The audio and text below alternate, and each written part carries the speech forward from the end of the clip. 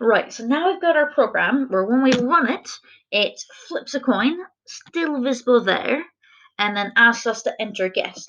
If we guess it right, it says, yeah, you got it right.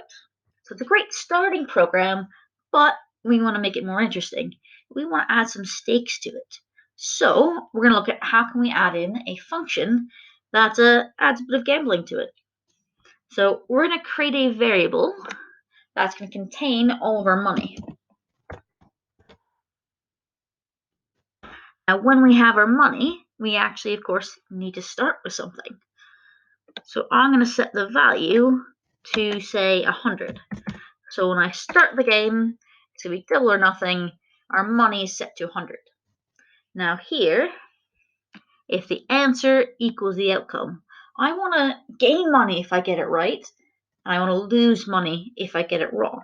So instead of just using an if statement, I'm going to use something called an if-else.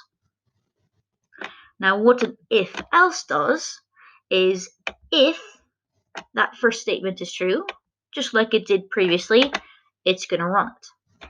However, in this case, instead of just skipping over everything, if that first condition isn't true, so in other words, I've not entered the right thing, it's going to run whatever's in that else. So we actually are checking for what happens if they get it wrong now. So, oh no, you got it wrong. So here in our variables, if we get it right, we want to double their money.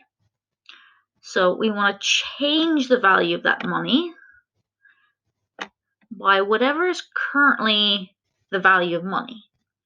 So we could have it set to change by 100, which will increase it by 100 each time, but we're thinking ahead and we're eventually going to make this a bit more of an intense game where they can choose how much they're going to bet. So we want to actually set the double by grabbing the variable money and putting that in there. So here, when they get it right, we're going to change the money and we're going to add to it by whatever is currently in the value. If they get it wrong, though, they have lost everything. So we're going to set it to 0. So now I've still kept that outcome up there so I can see what's going on. You can always get rid of that by just unchecking there if you wanted to. So I'm going to run my program. I know the answer is tails. So I'm going to check, because I've got to test my program. I'm going to check what happens if I enter tails or heads, so the wrong answer. And I should be able to see my money is now gone. I've lost it all. I've got nothing left. So if I run my program again, you'll see I've now got 100 again.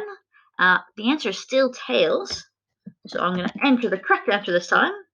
And you should see my money has now doubled.